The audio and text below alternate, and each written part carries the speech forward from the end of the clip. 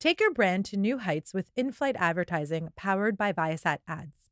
High engagement formats, targeted delivery, and self-service tracking make it simple.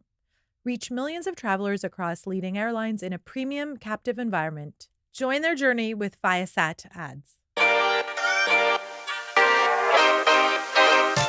Hi, everyone. Today is Wednesday, December 10th. Welcome to eMarketer's weekly retail show, Reimagining Retail, an eMarketer podcast made possible by Viasat Ads. This is the show where we talk about how retail collides with every part of our lives. I'm your host, Suzy Davidkhanian. And on today's episode, we're going beyond the Thanksgiving headlines to tackle the myths and mixed signals shaping the holiday season's biggest storylines, and what that actually means for the final stretch of 2025. Joining me today, we have two podcast regulars. In the office with me at our studios is Analyst Rachel Wolff. Hi, Rachel. Hey, Suzy. So nice to have you. And Senior Analyst Zak Stambor joining us from Chicago. Hey, Zak. Hey, guys. So when you look at the top line results, this Thanksgiving weekend was massive. NRF called it a record 203 million shoppers, more people than we've ever seen across those 5 days. And Adobe showed online spending hitting new highs, with Cyber Monday alone crossing 14 billion.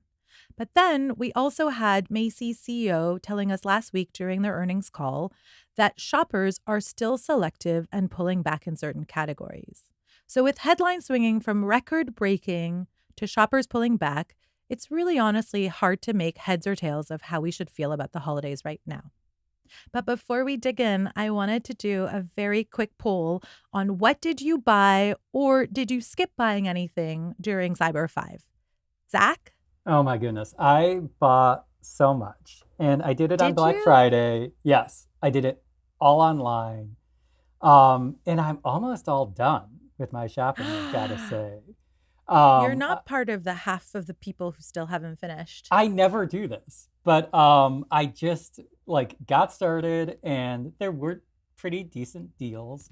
And so I just kept going. And I bought from several different retailers. I bought a Lego set, I bought a backpack, I bought some running gear, all sorts of stuff. It kind of sounds like you did self-gifting in addition to It was not gift-giving. running gear for me, actually. It was okay. for my sons. Rachel, what about you? I was a little more conservative than Zach. I bought a handful of things, like a pair of AirPods. I also bought running gear, although for myself. But I think, I honestly felt like the deals weren't as great, and I needed to do a lot more comparison shopping to find the best deals. So that was my Black Friday, Cyber Monday experience. Yeah, mine was like that too. I said two, but I bought everything for myself. And I was trying to buy a TV, which I haven't bought one in so long. And I used LLMs and it kind of discouraged me. So I didn't even end up buying one, but I did buy lots of other stuff. You can buy it closer to the Super Bowl and get a good deal. A TV? Mm. It wasn't even that I was looking for a deal so much as I don't understand. There's so much technology now. It's evolved so much. And apparently what I was looking for was good enough. And I don't do well with good enough. Yeah, it's very confusing. So I didn't pull the trigger. Okay, but we could keep talking about what everybody bought. It sounds like everybody really helped support those big numbers. But let's start with some more basic things. The results were big, but within that, there were some surprises. What surprised you most, Rachel? So this is kind of maybe a bit more, I don't want to say random, but it was just a stat that really jumped out to me that I thought was interesting. And that's TikTok Shop, which generated over $500 million in sales over Black Friday, Cyber Monday. And I was doing a little bit of the sort of back of the envelope math, looking at $44.2 billion in total online spending across Cyber 5. So that would be a little over 1% of total e-commerce spending, which is pretty outrageous when you consider that it's only been around for a little over 2 years. So I think that just tells you how much of a commerce engine it's becoming. Right. TikTok Shop and probably all influencer, creator, any of those channels are much more than just a search engine. They're really a conversion engine now. Right. And I think it tells you, what is getting shoppers to convert. And that's content that is entertaining, that is informative, and, the ability to get an impulse purchase whenever you feel like it. Yeah, absolutely. What about you, Zak? Even with so many people shopping on Black Friday and throughout the holiday weekend, there weren't as many people shopping at a lot of department stores than there were last year. We saw declines at JCPenney, at Macy's, at Kohl's, and Dillard's just had the tiniest possible increase of just like 0.5%. And so it really was a sign that these like mid-market department stores face some real challenges. And so, do you think that the surprise here is even there's selective purchasing, that consumers are chasing deals, but they're willing to buy anything that kind of floats their. I think people are really on the hunt for for value. And so we saw very big gains in foot traffic at Ross, at TJ Maxx, at a lot of off-price retailers. And so I think it's just a sign that consumers don't associate these department stores with strong value in deal. Yeah, which is a surprise. And somehow I feel like we've been talking about this for a while. One of the things that surprised me was how important mobile is. Can you guys talk a little bit more about that? Because it really feels like mobile was a default now, right? It helped spur buy now, pay later. It Yeah, helps spur social commerce. yeah, it's so interesting because like even on Cyber Monday, which was a day that originated because consumers were using the high-speed internet in their offices to shop online, people are using their mobile devices to shop online. Obviously, you don't need your work high-speed internet anymore, but you are largely in front of your computer most of the day. Nonetheless, people were using their phones, and like 57.5% of purchases on Cyber Monday were on a mobile device. And like you said, those mobile orders or mobile is facilitating buy now, pay later, which is just rapidly emerging as one of the primary ways people are buying online and financing their purchases. Yeah. And we're seeing, I mean, we know from our forecast data that e-commerce penetration is higher during the holiday season, but so is mobile commerce. So as brands think about Thanksgiving and winning, you have to make sure you have a good app. Yeah, I mean, I guess personal anecdote, I bought everything from my phone. I didn't use my desktop at all. So clearly, I mean, not saying that I'm indicative of the rest of the population. But it's a signal. Right. Okay, so I'm going to zoom out for a second because underneath all of these results, we're also seeing a few big tension points. And we've been talking a lot about this, places where the narrative doesn't really line up with the data. So I wanted to break down a few of them to try and figure out the signals versus what's actually happening and how that's shaping the season. So the first tension is this idea that the shopper is fragile. There's a lot of narrative around the, headwinds, the economy is not doing well, people are pulling back. And yet we're also seeing a lot of retailers post their results right now with significant comp sales up. So tell me more about that. What do you make of it?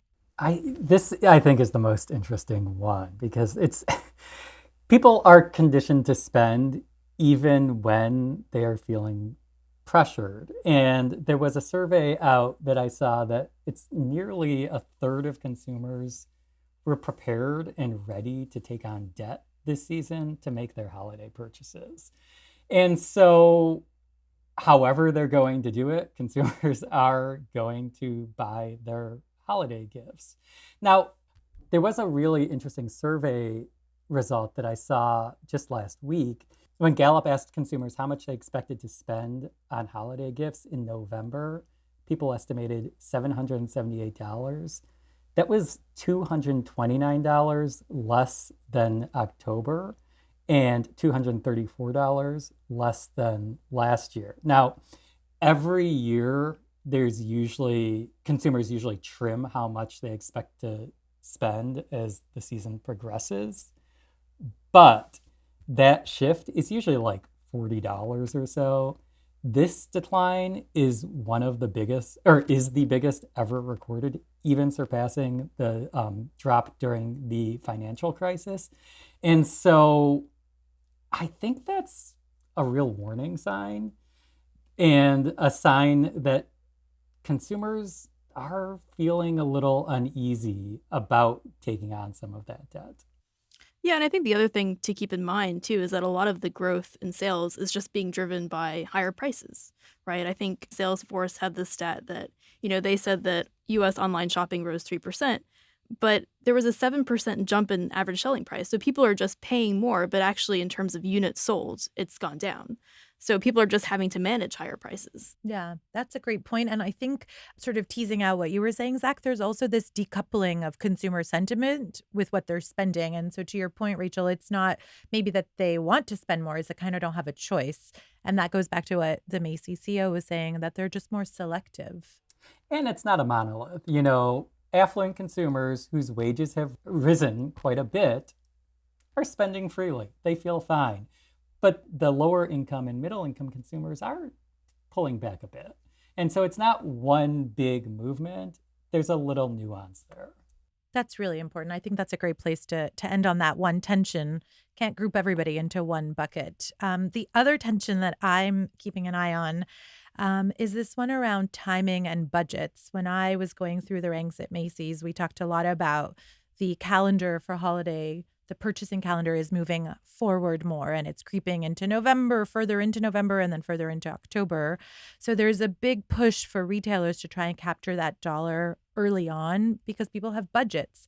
But this year, it really feels like people are buying all the time. There isn't a moment where there's a big hourglass figure, right? Of like a big spike at the beginning and a big spike at the end with all the late gift giver purchases who need to get something just before Christmas or Hanukkah. And so what does that look like? It's no longer about a bookend calendar and a set fixed budget, right? It feels like there's that tension too.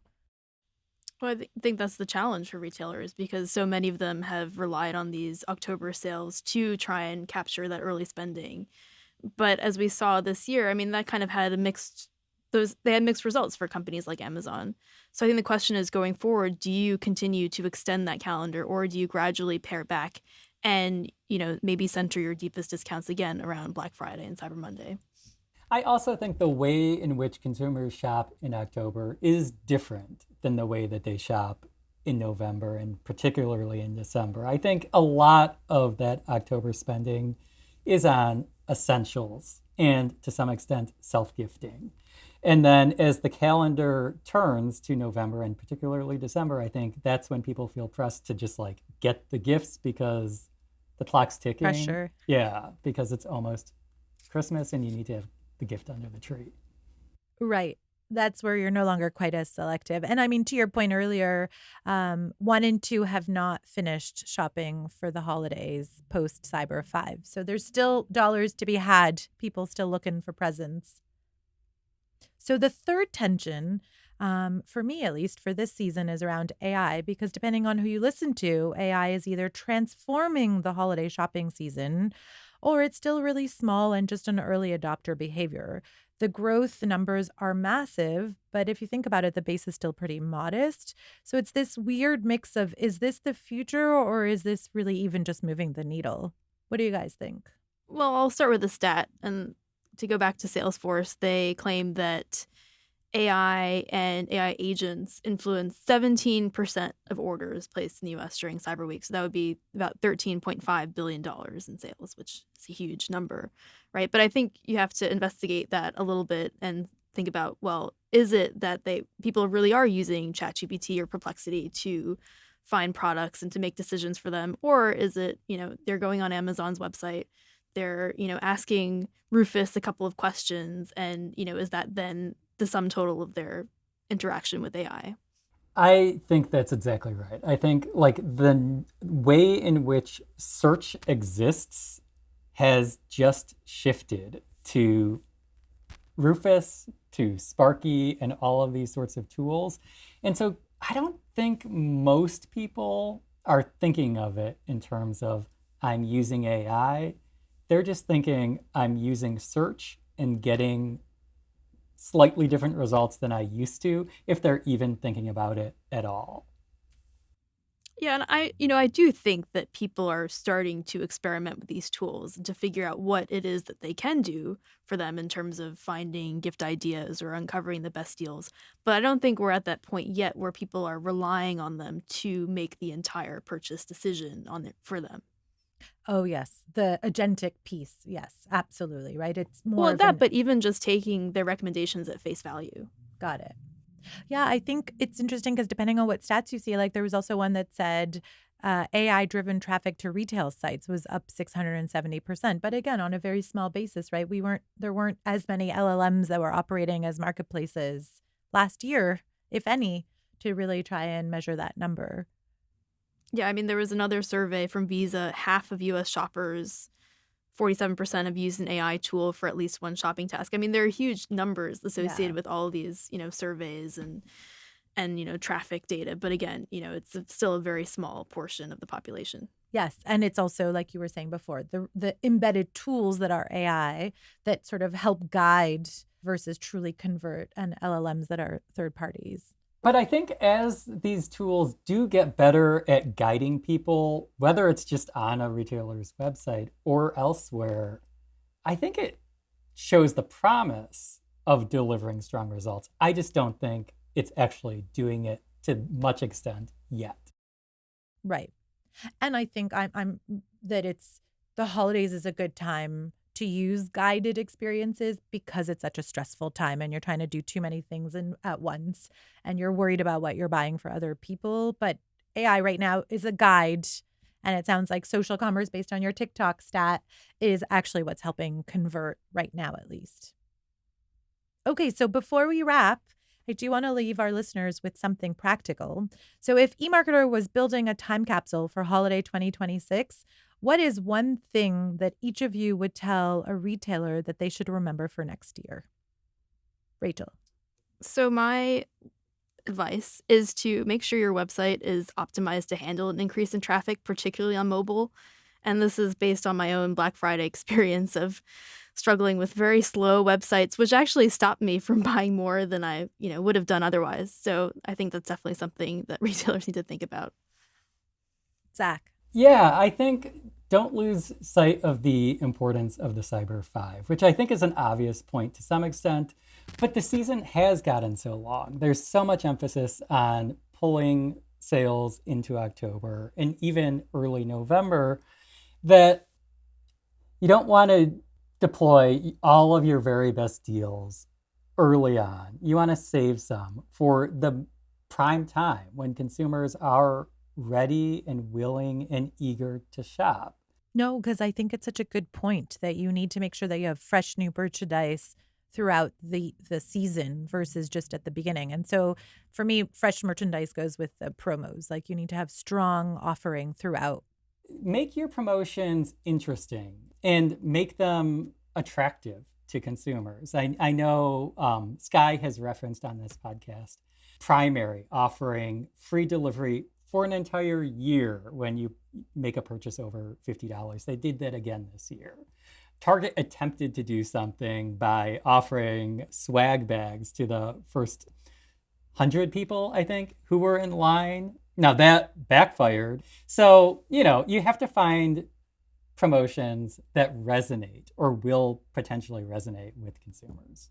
Yeah, that was mine too about in the time capsule, I would have put, make sure that you realize it's like a steady Eddie sort of wins the race versus like spurts of beginning and end. But the other one that I would think that is critical as we continue to talk about AI is don't forget how important people are in the equation, and that social and stores and that human authentic connection will really help drive more sales.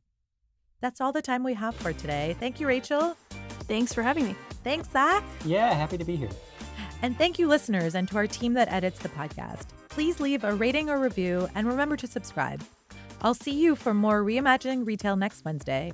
And on Friday, join Marcus for another episode of Behind the Numbers, an eMarketer podcast made possible by Viasat Ads.